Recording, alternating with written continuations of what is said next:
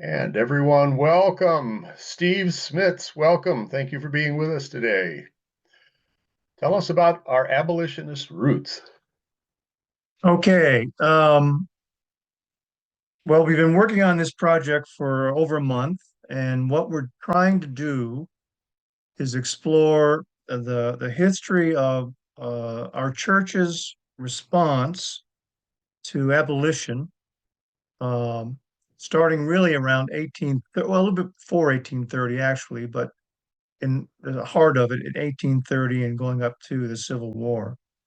And we've found that it's really quite fast. I have found it's quite fascinating. So what I thought I'd do in giving you an update is maybe walk through the major sort of themes that we're looking at and give you a sense of how it progresses from the national scene all the way down through into our local churches. On the national scene, the General Assembly just struggled for years with how to deal with this issue of slavery and its position on slavery. Um, as early as 1787, they issued a statement that called for the gradual emancipation of slaves. In 1818, there was a stronger statement asking for uh, uh, resolute measures to eliminate slavery where it existed and so forth and so on. But nothing really happened in that regard. One of the fascinating features I found was how the various factions on the slavery issue used scripture to justify their position on slavery. Uh, the pro-slavery people cited that slavery was found in the Old Testament, even to the point where, because the slaveholders never received sanctions from God for their slaveholding, it was considered to be perfectly fine. Um, in They also went on to cite New Testament passages where the pronouncements on slavery were more focused on how slaveholders and slaves should interact with each other and treat each other, but no admonition.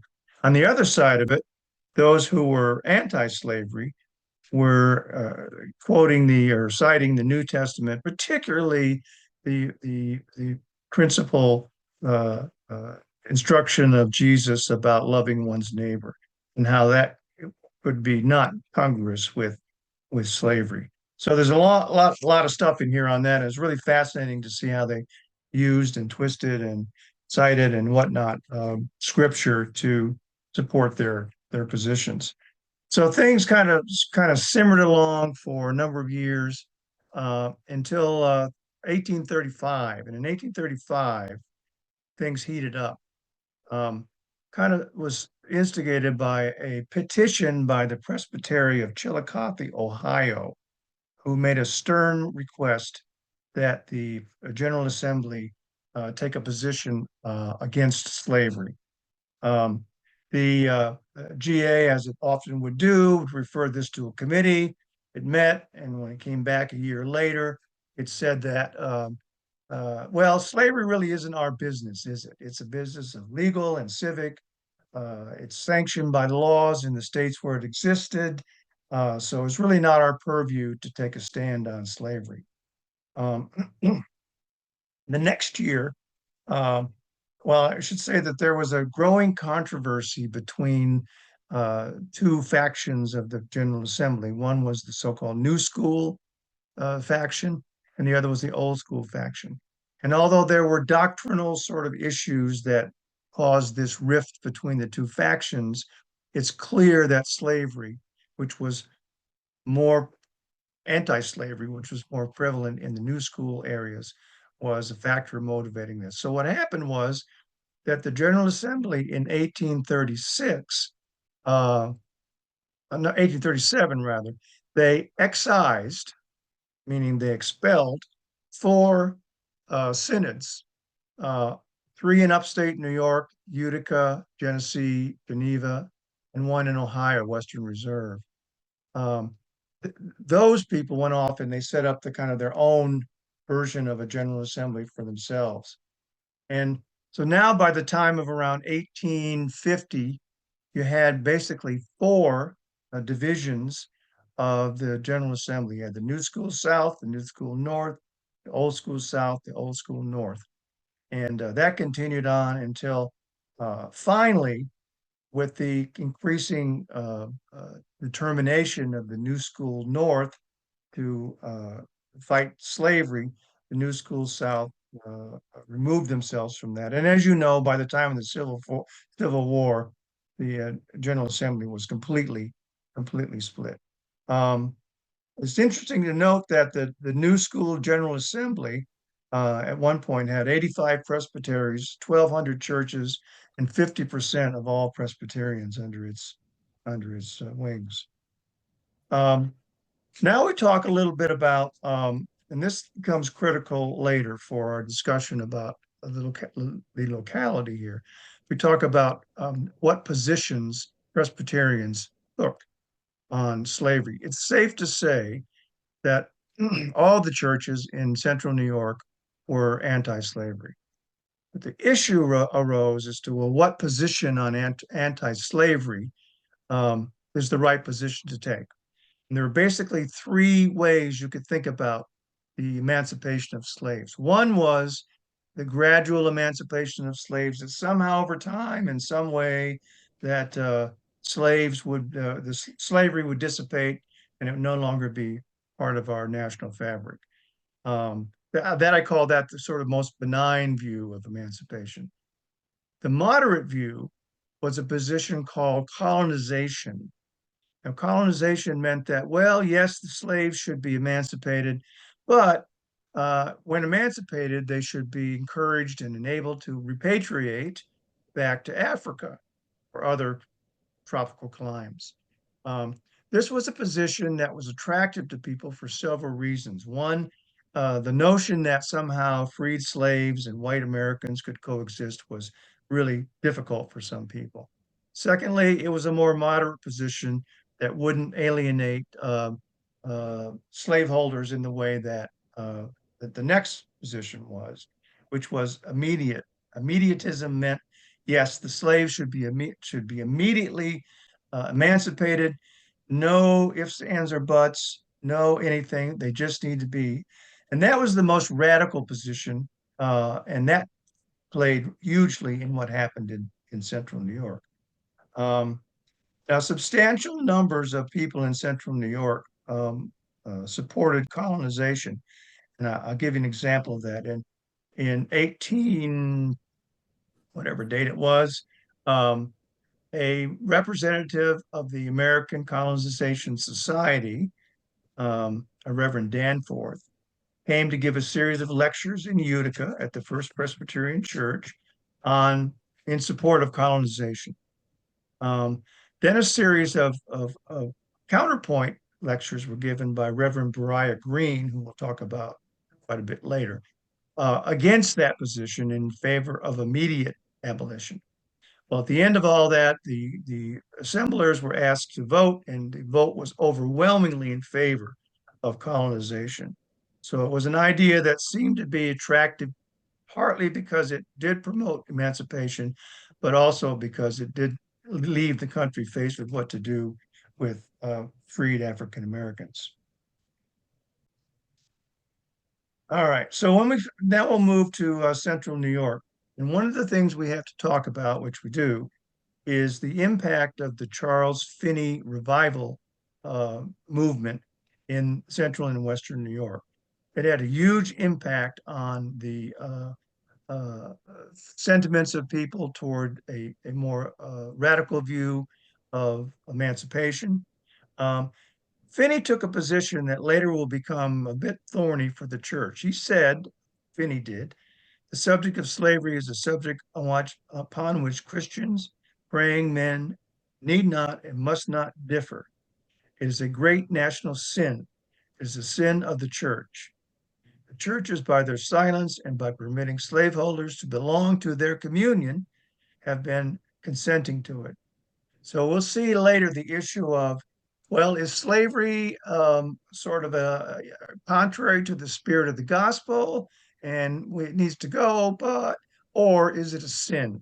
And if it's a sin, it means the actions that uh, people should take regarding the sinners would be more stern. So that became a hot issue later on.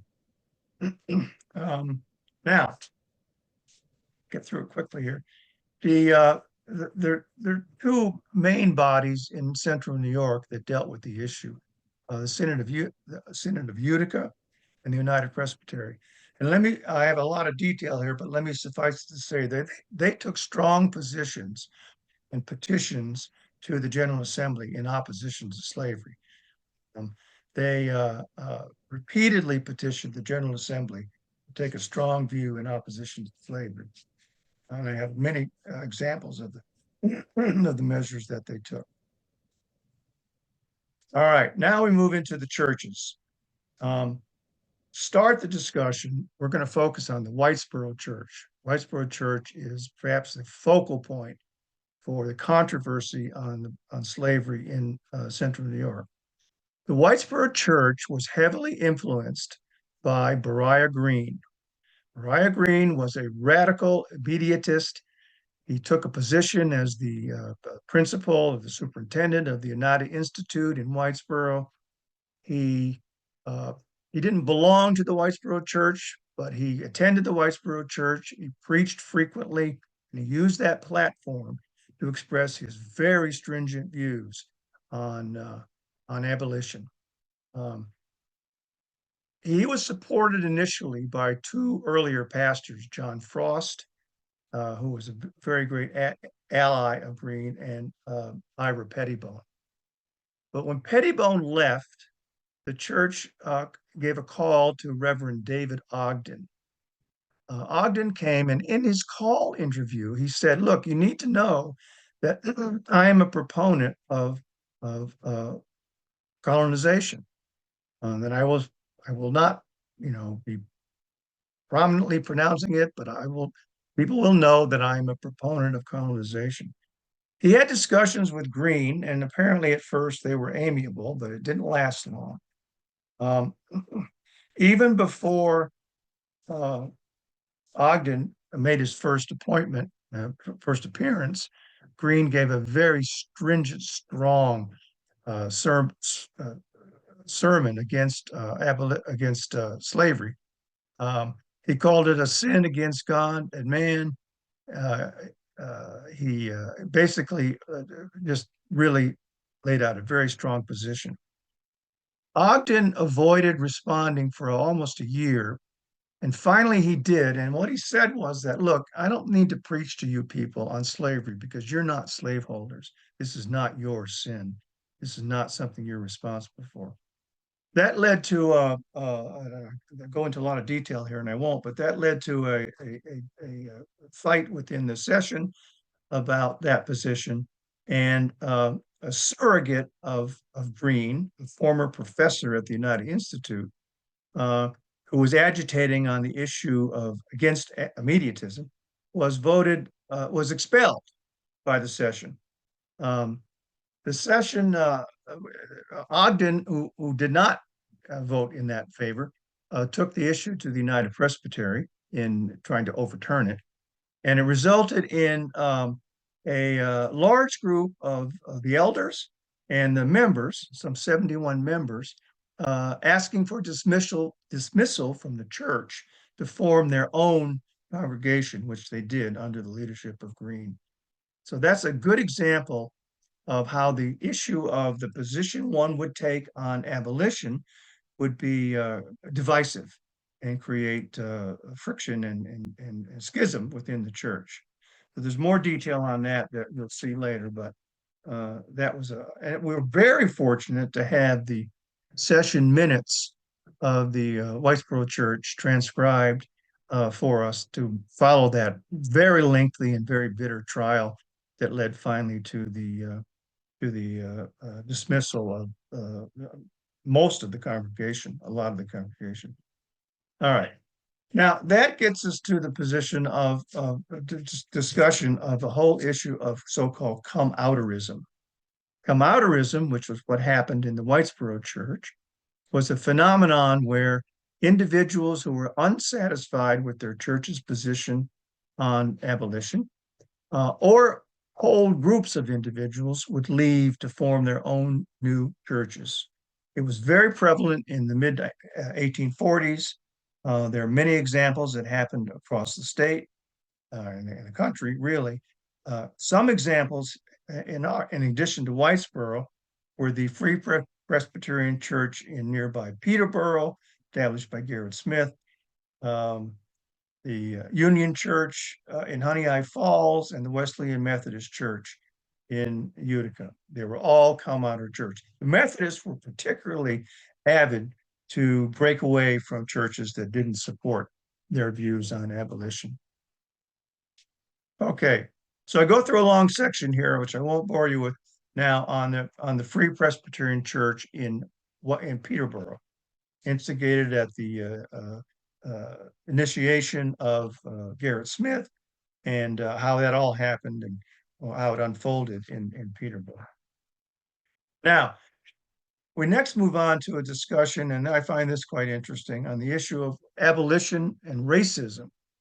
So one might think, well, if you're an abolitionist of whichever ilk, you're probably not a racist. The answer to that is no, not always. Many of the people who were of abolitionist bent were extraordinarily racist in their views, and said so publicly and frequently. And it's maybe a little bit shocking to us today, it shouldn't be, but that one could favor the emancipation of slaves and the end of slavery and still be fervently racist. And there are many examples, which I cite here, where you see that occurring. That's the interesting part of it. So now we get to the sort of what I have to date on other churches in Oneida County and nearby, and how did they react and respond to issues of abolition. Have some good cases here and some that needs more work. One example is the Second Presbyterian Church of Utica, also known as the Bleecker Street Church. Bleecker Street Church was strongly abolitionist. In 1835, it convened, allowed its building to convene, meeting, formed the New York State Anti-Slavery Society. As many of you know, that meeting was broken up by a violent mob of those who were anti-abolitionists. It reconvened in Peterborough under support of Gerrit Smith, and it's continued to be a strong anti-slavery congregation. Another church that I found interesting was a church called, it's no longer there, called the Hanover Congregational Church in, I think it's down in Paris. The Hanover Congregational Church was very strongly anti-slavery and issued a number of strong resolutions supporting the condemnation of slaveholders, exclusion of slaveholders and slave supporters from the communion table or the pulpit, and was really kind of in the highlight of that. I have some good information on the Stone Presbyterian Church, which had a number of issues. You can see that it struggled with the turmoil that a position on abolition would generate. But in the end, they wrote 4 resolutions strongly opposing slavery and asked those to be published in the local newspaper. So there's good stuff on that. New Hartford Church, I need more on New Hartford, but they did have positions on slavery. They did, in some cases, their positions caused people to leave the church in opposition to the church's position. I found it interesting in one of their histories to note that in 1802, the church set up a segregated pew in the gallery for the Black congregants. In 1841, they were afforded the same privileges as whites in accessing seating in the meeting house. I have some information on the Sequoia Presbyterian Church. I have some information on the Paris Hill Congregational Church. I have information on a number of churches in the Bridgewater area. I need more, but that's a good start. I found some really cool stuff, I think, on the Welsh churches. Now, people might not remember that there are over 20 Welsh churches in Oneida County. And the Welsh churches took very strong positions in opposition to slavery, not without controversy and difficulty, but they took positions. They also, under the leadership of Reverend Robert Everett, they established a number of anti-slavery, Welsh anti-slavery societies in Holland Patton and Tuban and Trenton and you name it. So and I have a long description here, which I thought was interesting, of how that people reacted to their very vigorous stand against slavery. And then we're kind of getting near the end here, and you can see what I need two things. One, I have good secondary source documents on the Synod of Utica and the United Presbyterian. Really good stuff. But what I need to do is to see the source documents themselves, which we understand are in Philadelphia. You kind of get a deeper grasp of how the United Presbyterian and the Synod of Utica was dealing with the issue of slavery. And the second thing we need is much more information, and this is where I turn to you, on the local churches. Some of the histories have reference to it. So, there's no references in other cases to churches' positions. So if anyone has a lead as to how to find out how other churches back in the time were coping with or grappling with abolition, that'd make a nice addition to this paper. So that's a quick summary of 20 pages of work so far, but we're going to continue on and see where this ends up. It's a great project. Appreciate Larry and the Presbytery supporting it because it's an important thing that we know in our history, and there's relevance to today, I think, about how we dealt with the issue of slavery and abolition back in our church's earlier days. Steve? A lot of ground there, Steve. Yeah, there's a lot of stuff here. It's amazing. With regard to the Welsh, where was Mariah? If you found any information? No, I know Mariah was a Welsh church. I do that. Welsh, no. Right. And it was a Welsh-speaking Welsh church. Yeah, I don't have that. There's probably a lot more out there. And Bethel is the one that eventually became part of Rome, the Rome Church. Have you talked with Jay or read his books about the Welsh? Jay Williams. No, I haven't, and I should. Yeah, I know Jay. I know of him. Yeah, I should do that. I'll make a note to that. Yeah. Yeah. What about the Catholics? I haven't really looked at that. There is stuff in the literature, and I've seen it and then sort of frankly passed over it. There is stuff in the literature about Catholics and anti-slavery.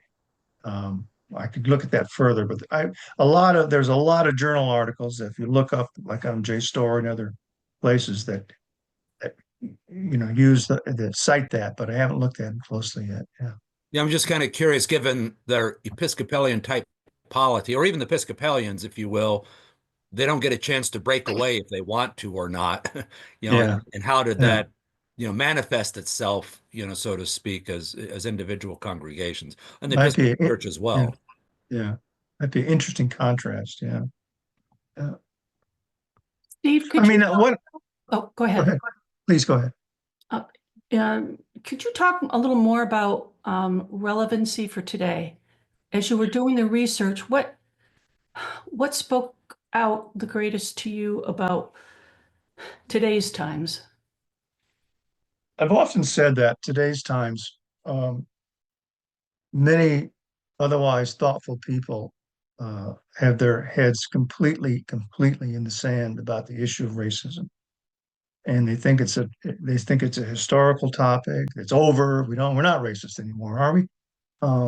And that the legacy of all that, and if you study the 19th century, the vehemence and the vitriol about racist views were were just everywhere, and extremely widespread and extremely deep. And yet somehow over time we sort of think, well, that's all gone now. That's all faded away. That's no. Well, it's not. And that legacy of the era of racism, go to Jim Crow, go to civil rights, go wherever, it still persists. And our consciousness of that needs to be in our minds, because if we were struggling with the idea that, well, we need to free the slaves, that's a bad thing, but we need to send them all back to Africa. The comfort that provided to people in dealing with this was shocking. And I think today our sense of that we're not a racist society anymore, well, we are, and that we have no obligation to consider how we got to where we are today is pretty thin, and I don't think it should be. If I may, another piece of it, and I think Rick Hufford, Jason, I've talked about it a little bit, is the modern abolitionist movement includes incarceration. Surely, yes. And that's something that the group out of the Abolitionist Museum in Peterborough has worked on. That's a good point. Yeah. Yeah.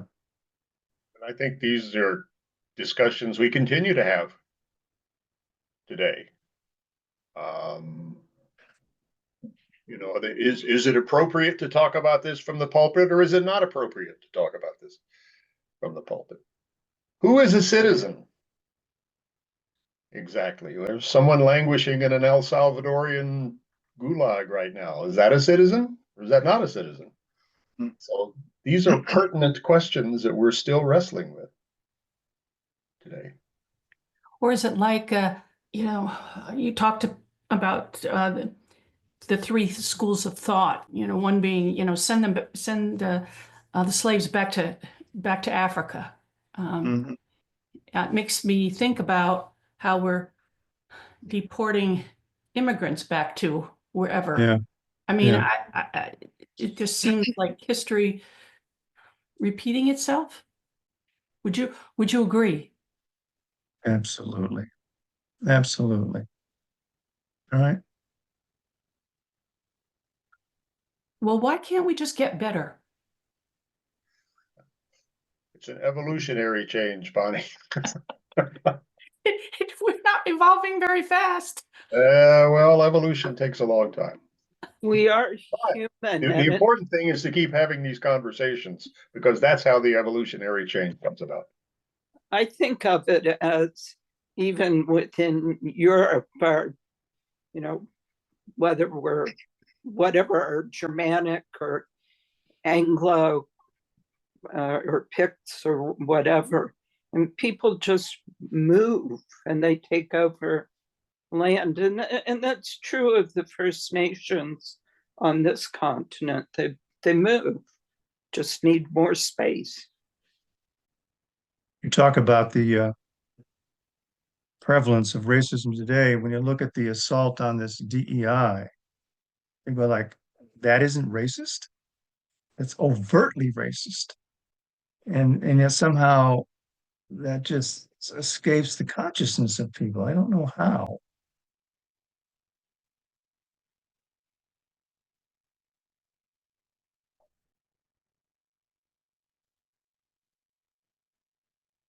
Thought I have there is that there's so much to complain about right now in terms of this new regime. It's hard to say, let's focus on that particular issue or whatever the issue there is. To me, the prison in El Salvador is where my rage is right now more than anywhere else, and also because of my trans grandson. That's some rage about how that's being used politically. So there's and then DEI is also, that should be up there too in my area of rage. I don't know where to stop my rage though. It's just so overwhelming right now.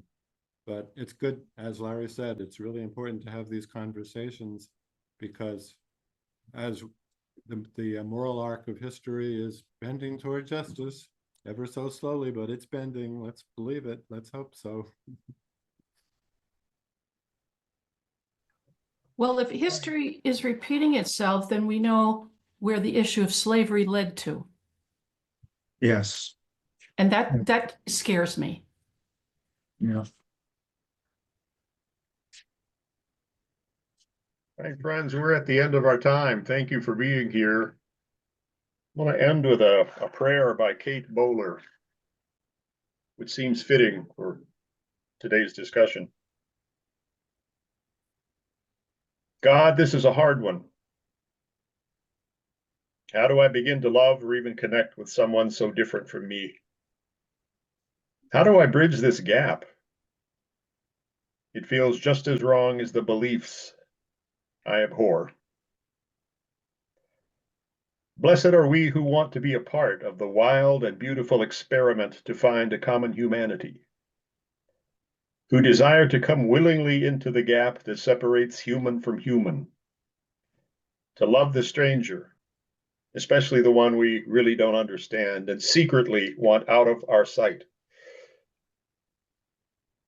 Blessed are we willing to stand in the gap, in the contradictions of what we can't understand, to actively work on disproving our own intuitions about one another, in order to begin to see what they see. Grace is never neutral. It works backwards and forwards in time, conspiring to make wrong right. That, Amen. Larry, is beautiful.